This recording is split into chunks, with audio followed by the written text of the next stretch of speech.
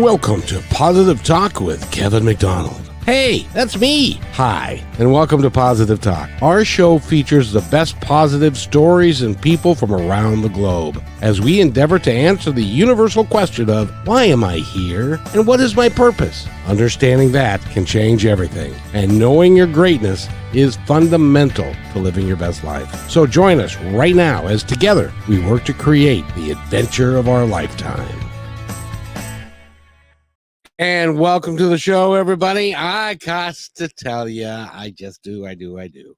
We are going to have the adventure of a lifetime today, and I mean it in all sincerity. I think this is going to be a great show, and I hope that you'll listen to it or watch it the entire time. And especially if you're under the tender age of 30, this may be a story that you've never heard, and we are going to be talking in depth with our guest today. He's an award-winning author. He's been on Larry King 5 times. Larry's a good guy, and we love we love his story, and we love the man that he is. And his name is Michael Hingson. And but I have to tell you a story before I introduce him, because I want to take you back into the mists of time. Back all the way back to 2001. It was the fall of 2001, and I was getting up to go to work. We got up, I live in Seattle, so I got up about 6 o'clock, and we had a radio that would play music on our favorite station, and they were playing a song, and suddenly they broke into the song, and they said, we don't often do this, but I think that you should turn on your TV. And so I took his advice, and we turned on the TV, and to see the World Trade Center on fire. And we were mesmerized by all of that, and we're thinking about the people that were inside, and it was one of those events in history, like Pearl Harbor, like Gettysburg. Some major things where things changed forever after that. And I didn't have the opportunity. I didn't realize it at the time, but there was a man who was on the 78th floor of the World Trade Center, and he was with his guide dog. He's been blind since birth, and he could see fire outside of, or he was told that there was fire outside of his window, and he was on the 78th floor, and his name is Michael Hingson, and he is with us today. I don't know how he did it, but he's with us today. Michael, welcome to the show. I'm so glad that you could be here, because you are now a worldwide speaker. You're on my friend Larry for a bunch of Larry King. Larry King. Yes. and you are a motivational speaker, and you talk to people about leadership and how to be kind to each other, and how to live your life the best way possible, and so many other things. Tell us the story. I'm dying to hear. I'm still sitting back here and thinking about what you said. Pearl Harbor and Gettysburg. You remember those? I was there. Okay. I wasn't sure. Well, thank you. Actually, it's really an honor to be here, and I love the title of the show, and I love what you stand for. So I'm glad to be able to come on and talk about some of that a little bit. So if you really deal with my story appropriately, it goes back to basically when I was born. I was born 2 months premature and weighed 2 pounds, 13 ounces, and have gained a little weight since then. But at 4 months, it was discovered that I was blind. And the reason I was blind was due to a condition at the time that was known as retrolateral fibroplasia. And if people want to know how to spell that, they can buy Thunderdog, the book that I wrote that you mentioned, because I don't remember how to spell it. And it's changed now. It's called retinopathy of prematurity. And I've never understood the reason they changed the name, but I guess there's accuracy of some sort. But anyway, the doctors told my parents to send me off to a home for handicapped children because no blind child could ever grow up to amount to anything.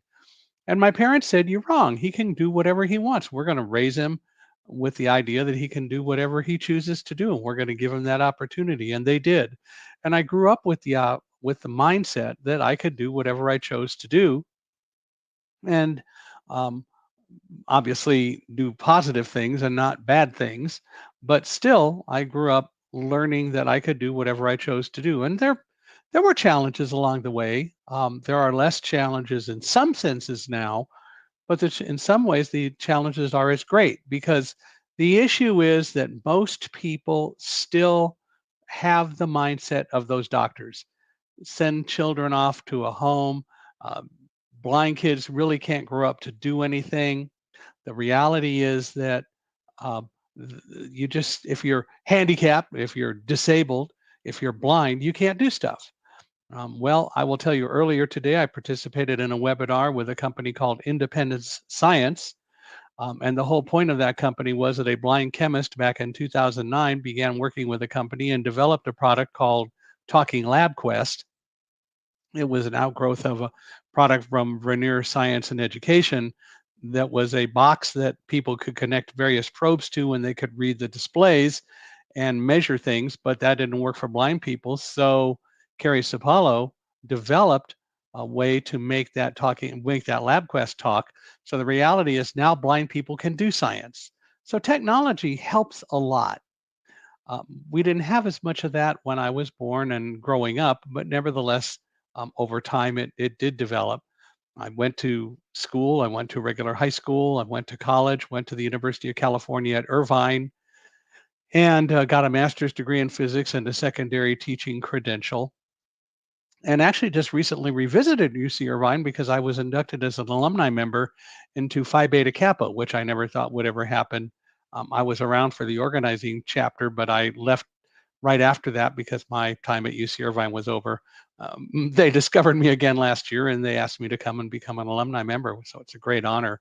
But the bottom line is that I got a master's in physics, and then I went to work for an organization called the National Federation of the Blind. It's the largest consumer organization of blind people in the country. And the federation was founded by a gentleman, Dr. Jacobus Tenbrook, back in 1940. And the purpose of the federation is to advocate for and promote the civil rights of blind people. And the basic philosophy of the organization is blindness isn't the problem. Blindness doesn't define us. We are defined by the same things that define everyone else. Blindness isn't the problem, it's the lack of education that people have about blindness that tends to be the issue. Anyway, I went to work for them because they had been approached by a guy named Dr. Raymond Kurzweil, who developed a machine, he said, that would read print out loud. He had developed the algorithm to be able to literally read any type style or set of type styles or type fonts or print fonts on a page. And it did, it read. And so the Federation and Kurzweil developed a process to help get him funding. And the idea was that we purchased 5 of the machines by getting some foundation funding, and we put those machines around the country for people to use so that we could get recommendations from actual blind users as to what needed to go into final production models of the machine. I was hired literally to live out of suitcases in hotels for 18 months, traveling around the country, coordinating that project and making sure that people were using it, learning how they used it, looking at their recommendations, and so on. And then I went to work for Kurzweil, doing the same sort of human factors study back in 1978. And by the middle of 1979, all was going well until one day I got called into the office of the vice president of marketing, and he said, "We're laying you off." And I said, "What?" He said, "Oh, it's not that you're doing a bad job or anything. It's just that we've hired way too many non-revenue producers and we have to get more revenue producers. So we have to lay people off. And so we're going to lay you off." And he paused and he said, "Unless you'll go into sales, but we don't want you to sell." Yeah, we don't want you to sell the reading machine for the blind. We have a new commercial version that only costs about twice what the original reading machine for the blind costs. So it was about $100,000 machine. And I thought about it for a microsecond, actually less than that. And I decided, as I tell people, I love to say, I lowered my standards and went from science to sales. And I've been selling ever since. Although I 41 think years, I do believe. I've been selling all my life in a sense, but literally professionally, yeah. So it was a lot of fun going into that. And I was responsible for selling the Kurzweil data entry machine in Canada and the East Coast. And then later, when Xerox began to express an interest in purchasing the machine, since I was from California, I was asked, Kurzweil is in Cambridge, Massachusetts. I was asked to relocate back to California and help integrate Kurzweil on the West Coast into Xerox, to the Palo Alto Area Research Center, and help with other things. And I did that. And the thanks for all that, in a sense, was back in late June 1984. I got a letter at my home one day saying, Xerox has bought the company. Thanks very much for your service. They didn't even say that. They just said, we don't need you anymore. And the problem is, for blind people back in those days, the unemployment rate among employable blind people was close to 70%. And it's not that much different now. It's not that we can't work, it's that people think we can't work. And that attitude is so slowly going away, but way slower than it should.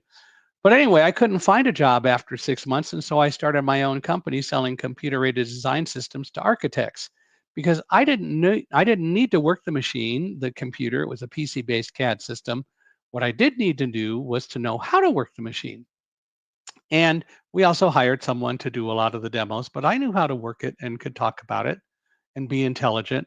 And I did that for 4 years. And then I sold the company and went back into the workforce. Um, and of course, it was hard. By that time, I had been married. I married my wife, Karen, in November of 1982. Karen was a person with a disability also. She was in a wheelchair her whole life. She passed away in November of 2022. And so we were married 40 years. But in 1989, when I decided to go back into the workforce, she and I were talking one day, and she said, I got this great job I just discovered in the newspaper, and you should apply for it. And I said, well, okay, but do you think I ought to say I'm blind in my cover letter or not? Because typically, if you don't say you're blind in a cover letter for a resume, you may get a call to be interviewed. But if you say you're blind, you'll never get a call. And Karen said, you're a dummy. Wives can do that, you know. And and I said, why? She said, what's the most important thing that you always say to your salespeople that they need to recognize and understand? And I had taken a Dale Carnegie sales course to learn how to sell when I started selling for Kurzweil.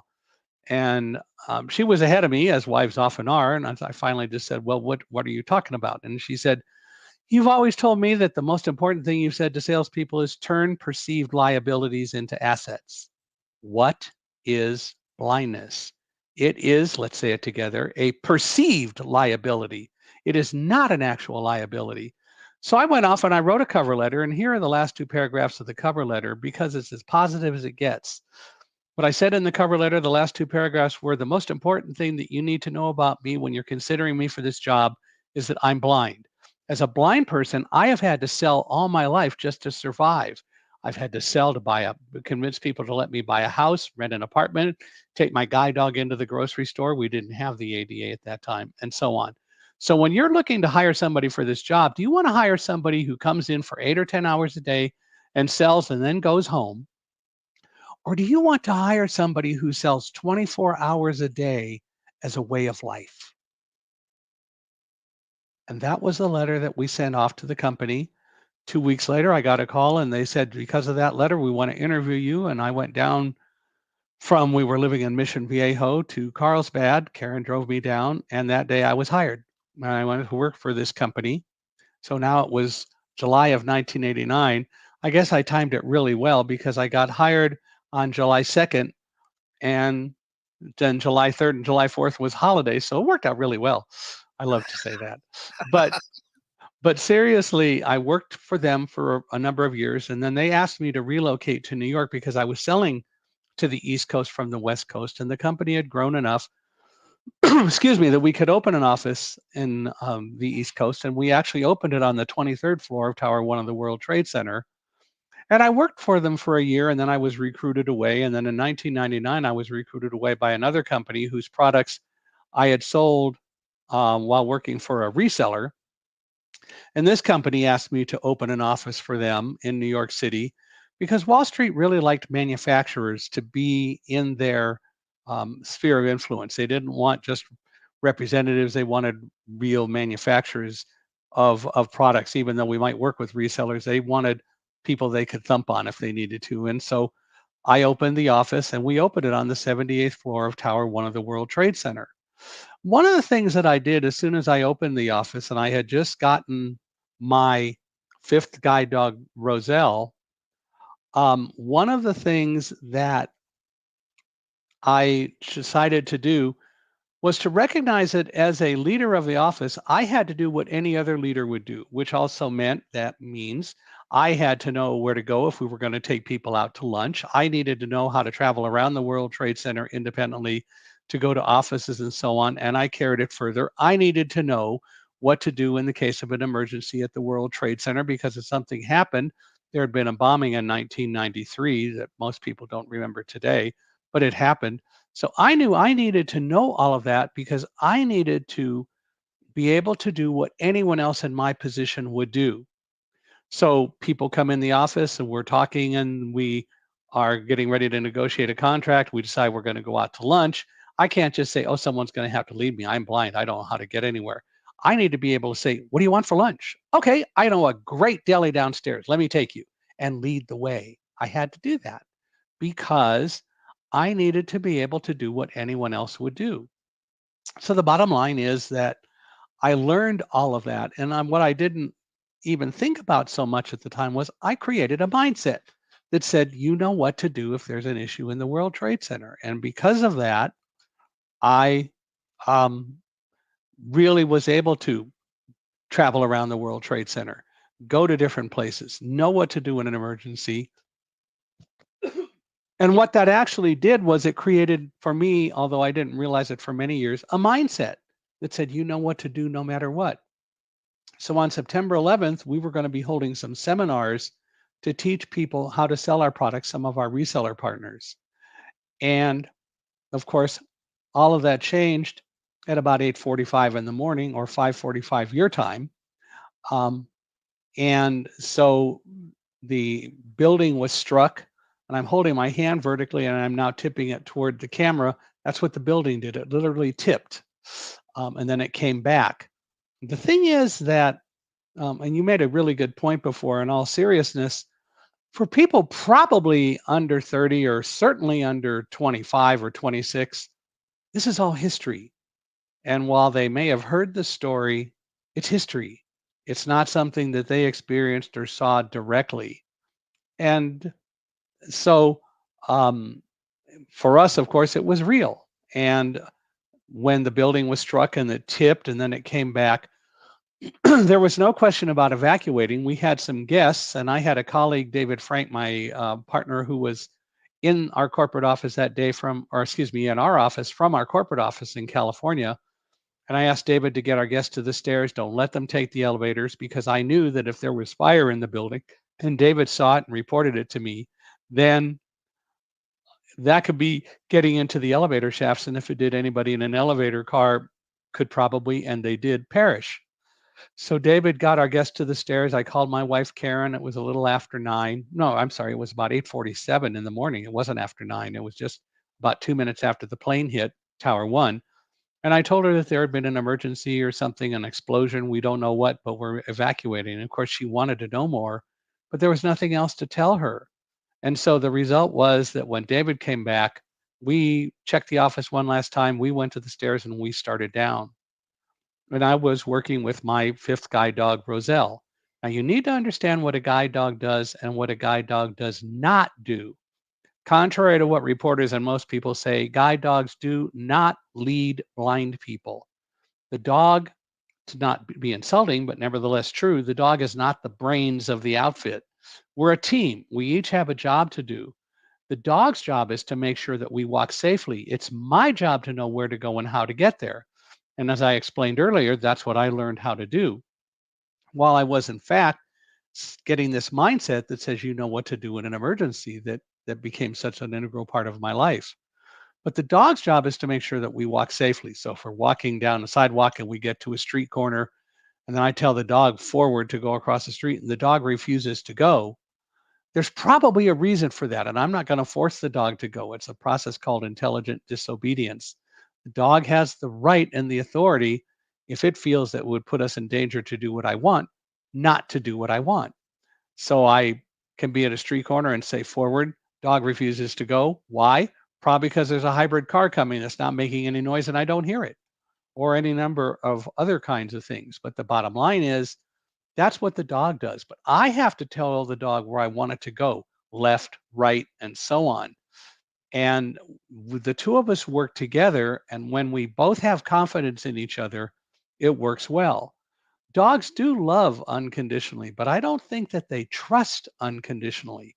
The difference, though, between a dog and people, especially today in our very fractured political world, and I do hope it gets better, but the difference is that dogs, at least generally speaking, are open to trust. They want to trust, and I have to earn their trust, and they have to earn my trust. And when that mutual trusting relationship develops, which can take as long as a year, but when it does, it's a sight to behold. It's a working team that works really well together. So when we went to the stairs and we started down, within a couple of floors, I began smelling an odor and I couldn't figure out what it was. It took about 4 floors before I finally realized I'm smelling the fumes from burning jet fuel because I Mm. did a lot of traveling at airports, through airports, 100,000 miles a year. And so I observed that to other people around us on the stairs. And they said, yeah, we were trying to figure it out. You're right. It's burning jet fuel. We must have been hit by an airplane. But we didn't know. Nobody knew. Of course, people tell me all the time, well, of course, you didn't know, you didn't see it. And I'm sitting there going, excuse me, the last time I checked, Superman and X ray vision are fiction. The airplane hit um, some 18 floors above us on the other side of the building. How did anybody on my side of the building know what really happened? And the reality is they didn't. Going down the stairs, none of us knew what had occurred. Well, if you remember, because I watched the whole thing live, is that nobody knew. It is Nobody. a small plane. Is it an accident? Is it a whatever it was? And nobody had it. It was very, very confusing for everybody, including the broadcasters and everybody. So Well, you, when the second plane hit, that sort of changed it because people saw that one happen. yeah. But yeah, no one knew. And in fact, we didn't even know the second plane hit because we didn't feel anything. We were in the stairs going down. We were in our own little cocoon, our own little cave. We had no idea. Um, so we finally got down to the 30th floor at about 10 after 9. So it was now about 20 minutes since we left our building or our floor. And um, my colleague David saw firefighters coming up the stairs and they stopped in front of me. Hey, buddy, you okay? And I said, yeah, we're good. Well, I'm going to send somebody down the stairs with you to make sure you get out. And I said, no, you don't need to do that. Well, we're going to send somebody with you anyway. And we discussed it a bit. I didn't want them to help me for a variety of reasons. One, they don't know how to help a blind person, sighted guide techniques. But more important, I knew what they had to do. They were all carrying all of their equipment. You couldn't store it somewhere in the building because anywhere you stored it, what if a fire broke out right below where the equipment was stored? So they had to go up the stairs carrying like 60 pounds of equipment. And I didn't want to break up a team. And it finally took me saying, look, I got my friend David here who can see, and we're together, we're fine. And they asked him, you're with him, he's okay. And David said, yeah, leave him alone. And only then did they agree and they went on up the stairs. But I didn't want to break up their team and then learn later, of course, we didn't know what was going on, that someone got injured because one of their teammates was helping a blind man go down the stairs. I didn't want that. We finally made it to the bottom about 9:35, and we left the tower and got into the main part of the World Trade Center, which at that time was a shopping mall. We went through it. Um, there were people escorting people. This guy came up to us from the FBI and he said, I went to the FBI, I'll get you where you need to go. And it was so tempting to say something like, I only talk to McGarrett, I don't talk to you. But I didn't. I have a warped sense of humor. What can I say? But, I asked him, what's going on? He said, no time to tell you. I wish they had. I know he didn't know me and I know why he didn't say anything, but I wish they had because for me personally, more information is better. And I know that I wouldn't have panicked and didn't. But anyway, we eventually got outside at 9:45. David looked around and he said, Mike, there's fire in Tower 2. I said, what are you talking about? He said, there's fire in Tower 2. We thought maybe because our building had tipped toward Tower 2 that maybe the fire had jumped across, but we still didn't know what was going on. We walked over to Broadway. We walked north on Broadway, and we were at Broadway and I think Vesey Street when we stopped. We were maybe 100 yards away or so from Tower 2. And David said, I want to get some pictures of the tower and the fire. So he took pictures. I tried to call my wife, Karen. Again, I couldn't get through. The circuits were busy. Of course, people were saying goodbye to loved ones up in the towers. And suddenly a police officer yelled, get out of here. It's coming down now. We heard this rumble that became this kind of deafening roar. I described the sound as kind of a combination of a freight train and a waterfall. And it was the building, Tower 2, collapsing. David turned and ran. He was gone. I turned and ran back the way I came. I was running. And we just kept running. And I got to the next street back, which was Fulton Street, back the way I had come. Turned right on Fulton Street, ran about 25 yards, and suddenly caught up to David because it turns out that's the way he had gone. And he realized that he had left me and was going to come back and try to find me, but I found him first. And so we started running, and then we got caught in the dust cloud, all the dirt and debris and the fine particles of Tower 2 and its collapse. And we kept running, and I kept telling Roselle, right, right, giving her hand signals, yelling, right, right, not knowing whether she could hear me or even see my hand signals. And I was listening for an opening because we were engulfed in the dust cloud of all the debris of Tower 2's collapse, and we needed to get out of it. And there was a building to our right, so I wanted to get in the building. Suddenly, I heard an opening, and Roselle must have known what I wanted because she turned right. She took one step, she stopped, she planted her feet, and she would not move. And I kept saying, come on, Roselle, keep going. She wouldn't move. And I realized, wait a minute, intelligent disobedience. There has to be a reason. So I stuck my hand out along the wall, stuck my foot out along the edge of the wall, and discovered that we were at the top of a flight of stairs. Roselle did exactly what she was supposed to do. So she got a big hug for it. And then I said forward, and we went down the stairs, and we ended up in the subway, well, a little arcade entrance to the Fulton Street subway station. And there were several of us there. And then this guy from the subway system came up the stairs. He found us all there, and he said his name was Lou. He was an employee of the subway system. And he escorted us all down to an employee locker room where we stayed for a few minutes. Then a police officer came and said, the air is better up above. You can go out now. So we went up, back through the arcade, up the last 2 flights of stairs, got outside. David looked around and he said, oh my God, Mike, there's no Tower 2 anymore. And I said, what do you see? And he said, all I see are pillars of smoke hundreds of feet tall. We stood there for a moment and then we just turned and started walking away from the area. We were going west on Fulton Street. We kept going. We walked about 10 minutes, and then we were in this little arcade area, and we heard that freight train waterfall sound again, and we knew it was our tower collapsing. And David looked back and he said, there's another dust cloud coming. So there was a little retaining wall. We got behind it, and we just hunkered down, and we waited until the noise stopped, the wind passed, the dust cloud passed. Then we got up, and David looked around and he said, oh my God, Mike, there's no World Trade Center anymore. And I said, what do you see? And he said, all I see are fingers of flame and fire, hundreds of feet tall, and pillars of smoke. It's gone. Are you sure, David? Yeah, it's gone. We stood there for a moment, and then I called Karen, and this time I got through because people weren't saying goodbye to loved ones anymore in the towers. And I was able to reach her. And kind of after tears on both sides of the phone, she explained that 2 aircraft had deliberately been crashed into the towers, one into the Pentagon, and at that time a 4th was still missing over Pennsylvania. And that's really what happened. The rest of the day we spent getting more toward Midtown Manhattan, and eventually I was able to get a train back to New Jersey and get to home. A friend of ours who Karen had known since high school, who also was living in New Jersey, Tom Painter, had come down to our house, not knowing whether I was in the Trade Center or working or anything, and discovered, what went on. And he stayed with Karen, and he drove Karen in our van to pick me up at 7 o'clock at the train station. And then we went home. I took Roselle's harness off, and before I could take her outside, she ran off like a shot, went to her toy box, grabbed her favorite tug bone, and started playing tug of war with my retired guide dog, Linny. And when I asked veterinarians and others at Guide Dogs for the Blind, where I've gotten all my dogs, about that later, they said, did anything threaten her? And I said, no, not really. And they said, well, that's it. Dogs don't do what if.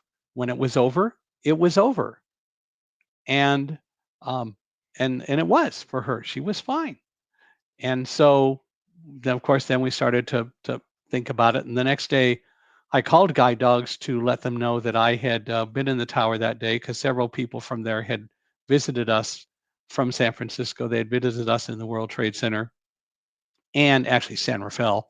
And so um, what I wanted to do is let them know we had been there and we got out. And I ended up, among other people, talking to Joanne Ritter, who was the director of public information at the time. She wanted to write a story, and I sort of said, okay, sure, if you gotta. And then she said, what TV show do you want to be on first? Because you're going to get pretty visible. I wasn't thinking, right? So I said, ready? Larry King Larry Live. King. Not Larry King. Uh, And, Michael, if and, you, and I need to take a real quick break. okay. But your story is fascinating, and we're talking with Michael Hingson, and he has written several books. He's got one that's coming out in August that we're going to talk about before the show ends. But we need to take a real quick station break, and you're listening to Positive Talk right here on the Brushwood Media Network. You're listening to Brushwood Media Network, the best in syndicated talk, news, and entertainment shows.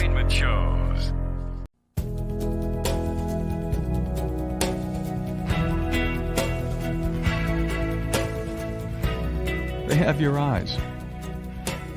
They have your ears. They have your smile. Now all they need is a little more of your time. Make a difference in your child's life, because anyone can be a father. It takes time to be a dad.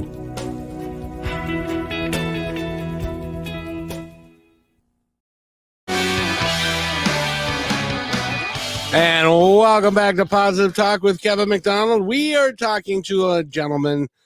He's written a couple of books. He was in Tower Number 1 on the 78th floor when the planes hit.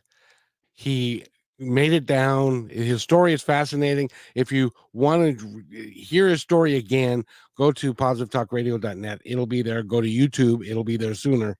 And but I got to ask you a couple things, Michael. First of all, Karen, your wife, who you were married to for 40 years, and I'm sorry for your loss. Thank you. I appreciate that. That must have been, because she was watching it all on TV too. Mm-hmm. That must have been the most horrible hour of her life before you were able to get back to her and to call her. That would, and that happened to a lot of people that day. Yeah. Well, and she didn't know, and so she kind of fairly quickly said, well, if he makes it home, he does. If he doesn't, I got to get ready for that too. And, I think everyone was in shock. And I think that it's one of those things, who would have ever thought that something like that would happen? But I also need to say, I believe this was not a religious issue. This wasn't a religious attack. These were 19 thugs who decided that they wanted to have their way with the world, and they had unfortunately a very creative process to do it. But I don't think that they represent the truth or the reality of the Muslim way of life or Islam at all. These people are fringe terrorists, pure and simple. And I think it's important that we keep that in mind, because I think most people are pretty peace loving. Although, we're in a very fractured world right now where it does get pretty crazy. And I do hope that we're going to start to see some differences in that, and that people will in reality recognize that we can't continue the way we've been going with all the rhetoric and all the horrible things that have been going on. Well, the interesting thing about your story is that, yeah, you got to go on Larry King and you became very well known, and you've written a couple of books, and you also travel around the country and you talk 100 times a year. You must have got those little soap and shampoo bottles. You must have enough of them to last your entire life. Well, yeah, except that none of them are in Braille, so I don't collect them. Oh, Gotcha. Uh, gotcha. And also your Roselle was a great asset to you, and oh, and I know what I wanted to say. And this goes back to the first half when we were talking about you became a salesman for 41 years and Hmm. you've been blind since birth. I'm here to tell people that number one, if you are looking for a good salesperson, you're looking for somebody who listens well. I guarantee you that people that don't have sight have other heightened senses, one of which, and Michael, you can correct me if I'm wrong, but one of which is listening. You're Well, able, only if people use them. I mean, the reality is your senses don't get better just because you lose eyesight. right? But people who learn the proper techniques will learn to listen.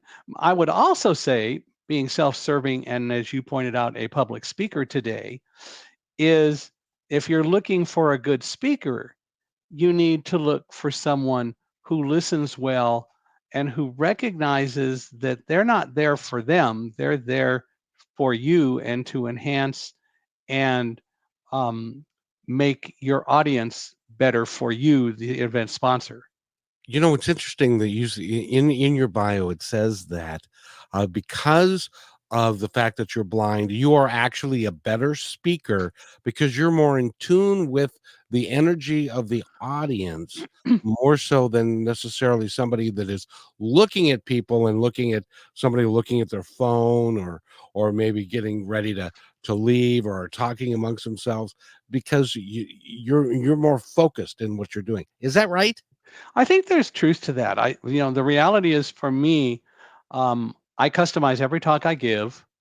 I don't write it down and read it.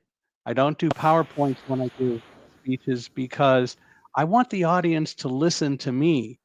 And one of the reasons is that I know that when I say certain phrases during the speeches, I gauge how well I'm connected to the audiences by their reaction to things that I say. And so I can tell how well I am able to deal with the audience. And I think that's extremely important. You don't have to see to do that. There are techniques that I use, but my belief is I don't talk to an audience, I talk with an audience. And I think it's a very important thing to do. And I've developed that desire and that skill over the time since September 11th. And almost immediately, people started calling me because having been on Larry and so on, people would call and say, I've heard your story. We want you to come and tell us what we should learn about September 11th and talk to about other things. And Karen and I talked about it, and we decided that if I could help people move on from September 11th or other kinds of critical situations like that, if I could teach them about blindness, if I could teach them about guide dogs, then it was worth doing. And as I love to tell people, I find selling life and philosophy a whole lot more rewarding and satisfying than selling computer hardware and managing a computer hardware sales team. Well, and from everything that I've read, you are extraordinary at what you do. And you've got a new book coming out that I wanted to touch on, and it's called Live Like a Guide Dog. True stories from a blind man and his dogs about living brave, overcoming adversity, and moving forward in faith. I love that. I love the title. Well, the idea is that for 22 years, I've talked about getting out of the World Trade Center and doing it successfully and not being overwhelmed by fear, or what I say, blinded by fear.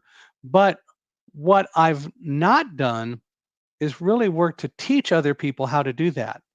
And so when the pandemic occurred and travel slowed down, I thought about it and began writing it. And I'm working with a lady, Carrie Wyatt Kent.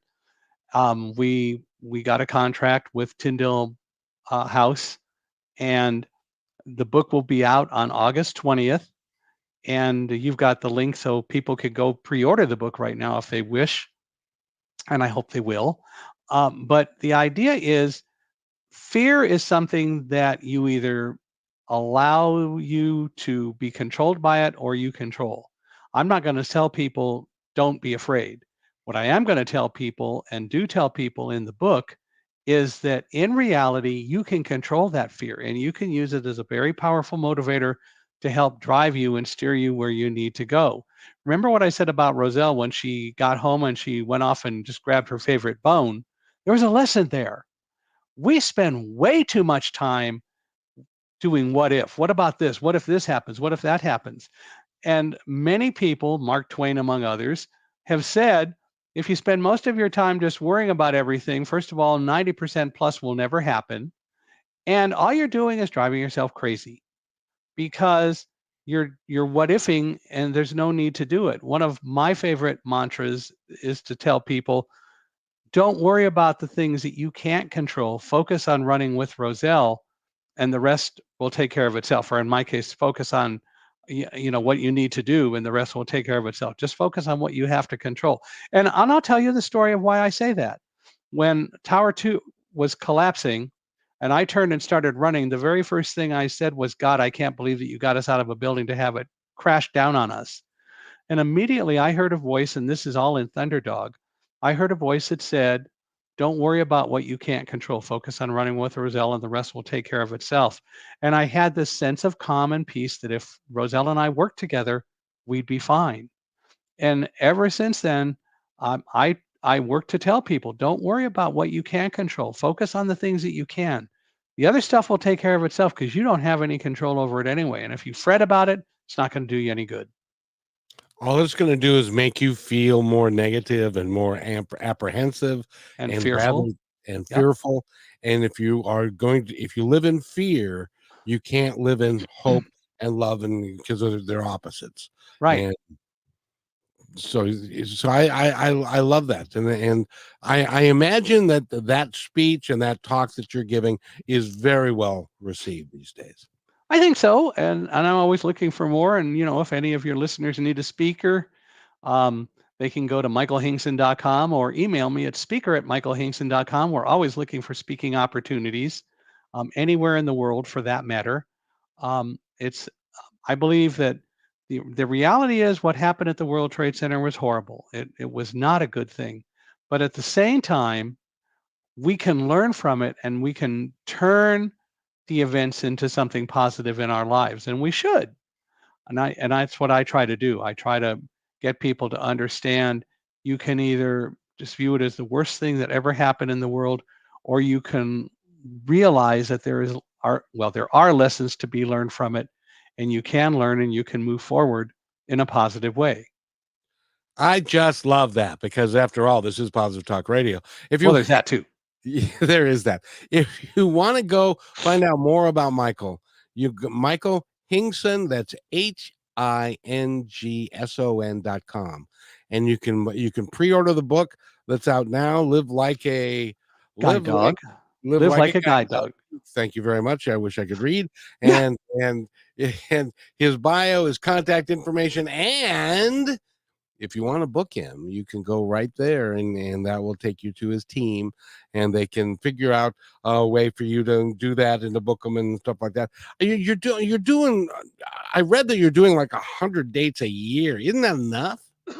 Well, it died way down during the pandemic, but it's picking up again. And, wasn't the cool thing is that you can do things like this and you can still reach a bunch of people and people can understand where you're coming from and stuff. And you get to be in your bunny slippers at home. Well, yeah, but I'm all dressed up and everything right now. But yeah, I mean, you got a camera on. So, but the thing is that for me, when Karen started becoming ill, the pandemic was slowing down. But basically for 3 years, I really couldn't travel. And now she has passed, so I can travel again. And there's someone who comes and monitors my cat while I'm gone. So Stitch is okay. But the fact is that I enjoy getting the opportunity to meet people and to speak to people and to talk with people. And it's so much fun to be able to interact and answer people's questions. And from time to time, I even get questions I haven't heard before. It's been a little while, but I still occasionally get questions that I haven't heard before, and those are always fun. Oh, indeed. And your current guide dog is Alamo. Is Alamo, yeah. Alamo is a black lab, and he is 8 years, 2 months, and 1 day old. I would really like, because the ADA is out there now, but a lot of people don't recognize and really realize what the ADA is or what it means or what it does. Could you kind of go through how one should, when you are approached and you by someone with a guide dog, could you tell our audience how they should behave around a service animal? Sure, let me do that. And I also want to talk a little bit about the ADA because you raise a point. When a guide dog, for example, is in harness, don't touch, don't talk to, leave alone, period. You can ask me if you can pet the dog, but I won't let you do it while the harness is on. And I actually had one woman who came up and she said, "Can I pet your dog?" And I said, "No, we're kind of in a little bit of hurry. I'd love to let you, but right now we can't." She starts petting the dog anyway, and I knew it because Alamo, well, it was actually Roselle, turned her head and was looking at the woman and all that. So I knew that, and I immediately gave not a hard correction, but a sharp, gentle leash correction to Roselle, saying, "Leave it," which told Roselle, "I know what you're doing. Stop doing it because you're supposed to focus." And the woman said, "Well, don't get mad at the dog. Don't yell at the dog. I was the one that was petting the dog." I said, "No, you don't understand. You got the dog in trouble. I'm going to deal with the dog and then I'll deal with you." Now, if I have time, I will always stop and take the harness off and let people pet because the dog needs a break too. And they love it. Now, if it's a child, I will always stop no matter when or where. I'll let kids pet the dog because too many parents go, "Oh, that dog might bite. You don't want to go near that dog," and all that. Well, I'll stop and I'll go back and I'll say, "No, no, no, no. He or she can pet the dog. I take the harness off." The only thing I say is I hope that somebody's not holding an ice cream cone because it will disappear. But the reality is that I will always do what I can to have kids interact well with the dog and have a positive feeling. And And so I do that. yeah, Um, and but Michael, I but was the a bus dog, driver. I was a bus driver for 12 years, uh-huh, and the ADA is a very important piece of what we do, because of how it needs to be enforced and taken care of. right, I would love for you to talk about that because so many sure. people don't get that there are people that have disabilities that are unseen or are not apparent, and though they still belong in the ADA world and need to be treated as such. Let me put it a different way. Please. Last March of 2023, I was in LA actually to attend the Kelly and Ryan after Oscar party because somebody entered my name in a contest and I won. I didn't even know what was going on. Anyway, my niece and nephew and I were at the Hollywood Roosevelt Hotel. We had just gone upstairs and put our luggage in our room and we were coming back down. And all of a sudden at 3 in the afternoon, I hear people screaming downstairs and they're all running around in a panic. And I asked my niece, Tracy, what's going on? And she said, "We just lost power in and around the hotel." I said, "Really?" And yet at 3 in the afternoon, these people are scrambling around and panicking because they don't have light and they're looking for their smartphones and flashlights. So here's the deal. Ready? Do I sound like Joe Biden? Yeah. So I said, so what I say to people is, look, disability does not mean a lack of ability. And of course, all the diversity experts say, well, of course it does. Disability begins with dis. And I said, what about disciple? What about discern? They begin with dis too. They're not negative. Disability does not mean a lack of ability. The fact of the matter is, every single person on this planet has a disability. For most of you, your disability is that you're light dependent. And you do really well because Thomas Edison invented the electric light bulb back in 1878. And over the last 150, 54, 56, 58 years, 56 years, well, whatever. Anyway, 46 years. Anyway, people have worked very hard to make better mechanisms to give you light on demand. But make no mistake, your disability is still there. It's just that you cover it up because you got so much technology, but it's still there. Disability isn't a lack of ability. Disability is a characteristic that everyone has, except that it manifests itself differently for different people. Now, one of the things that I do in addition to speaking is I work with a company called Accessibe, Accessibe. Accessibe is a company that uses a variety of technologies to help make internet websites more inclusive for people with a variety of different kinds of disabilities. And what Accessibility is able to do is they've created, rather than doing individual programming of every website, they have technologies that help deal with a lot of the issues and a more scalable, high-end mass way of doing it. So that in reality, they're helping a lot of companies and organizations make websites accessible. Why is it relevant? Because 98% of all websites today are not accessible. And it's mostly because either people think it's too expensive to make your website accessible. For Accessibility, it's like $500 a year, $490 a year for reasonably simple websites, or they just plain don't care. But I think most people just don't know. And lawyers challenge it. You know, they say, well, um, you don't make websites accessible. They're hypocrites, because on the one hand they say, well, you're violating the ADA and we're going to sue you, you're a company, because you don't make your website accessible. Or other lawyers, when somebody says, you're not making your website accessible, and they're hired by the company that owns the website, they say, well, it doesn't get covered under the ADA because the ADA came around before the internet, and so the internet doesn't count with the ADA. Well, the reality is that the Justice Department says the ADA does include the internet because it's a place of business, it's a reasonable accommodation type of mechanism, and websites should be made accessible. But do it for the right reason. Do it because organizations like the Nielsen company that does ratings have surveyed websites, and the CDC will tell you that up to 25% of all people have a disability in the traditional sense of the word.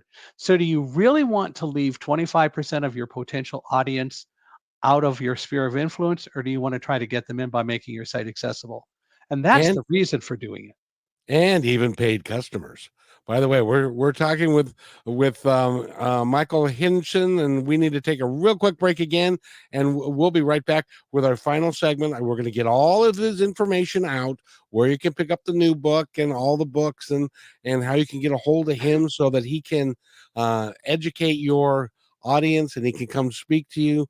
You're just wonderful. You're going to have to come back because we've got so much more to talk I'd love about. to. But we will be right back, ladies and gentlemen. You're listening to Positive Talk Radio. We're going to take a short break to tell you audio and music creators about our commercial affiliate, Lyric Vids, specializing in creating amazing and engaging lyric videos. Are you looking to promote your videos in the most engaging way, but you don't have an animator and an editor? Whether you're an artist, musician, or business with a message to share, our lyric videos are designed to hook viewers and amplify your reach. Go to positivetalkradio.net/lyric vids. That's positivetalkradio.net/LYRICVIDS now to get started. Welcome back to Positive Talk Radio. We hope you enjoyed learning about our affiliate Lyric Vids, who specialize in creating captivating animated lyric videos. Now let's get back to the show. And welcome back to Positive Talk. We've got just a couple of seconds real quick. Michael, I want to make sure we get all your information out so people can find you to come speak and can do find your book and to tell your story and to do all the things that you are so passionate about. It's really cool to see. Well, thank you. Would love to interact with anyone. Like we talked before, you can go to www.michaelhingson.com. That's MICHAELHINGSON.com. By the way, we also do a podcast called Unstoppable Mindset, where inclusion, diversity, and the unexpected meet. And it's worded that way deliberately because typically diversity people don't include disabilities. And we deal more with the unexpected than inclusion or diversity. And the unexpected is anything that doesn't have to do with diversity or inclusion. Anyway, they can go to michaelhingson.com/podcast to learn about it, or go wherever you find podcasts, and we are there and would love to have you come and listen. But as you mentioned, I do travel and speak. People can find contact information for me on michaelhingson.com, or they can just email me. It's real easy, speaker@michaelhingson.com. And we're on most of the social media places as well, LinkedIn, Facebook, and so on. But speaker@michaelhingson.com probably gets the fastest response because I look at email all the time. And so would love to explore it, and we'll make it worthwhile for your audience and will inspire them. I have to go, but before we go, I want you to tell us anything that's on your heart that you'd like our audience to know. People need to be positive. People need to recognize that we live in a world, and as you said, life is an adventure. I think the internet is a wonderful treasure trove of adventures, but life is an adventure, and you can experience good life or not. The choice is really yours. I think it was Henry Ford who said, when you come to a fork in the road, take it. And the reality is, you can choose whether you live a positive life or not. And I refuse to be negative. I'm having way too much fun. I have 40 years of memories with Karen, and those memories help me. And I also know that she's monitoring. And if I ever misbehave, I'm going to hear about it. So stay positive. And again, I would like to thank you for being here. And yeah, she is, I'm sure she's watching you very closely and is really, really proud of the man that you are. Michael, I'm proud of her too. Yes, yeah, absolutely. Absolutely. And I want to thank you for being here. And you're going to have to come back. Creative Edge is going to have to make you available. So you just email me and we'll do it. I'll let them know. I appreciate it, my friend. All you got to do is shoot an email. I will do that. Thank you so much for being here. And thank you, everybody, for paying attention. This has been a really good episode, and I hope that you'll replay it and tell your friends all about it. So it's really worth your time. So thank you so much. Thanks for listening to this episode of Positive Talk with Kevin McDonald. Our purpose is to provide everyone with a positive, entertaining, and educational experience. I would love your feedback and comments about the show, including possible topics and great guest suggestions. Please email me at kevin@kmmedia.pro. And remember, be kind to one another because each other's all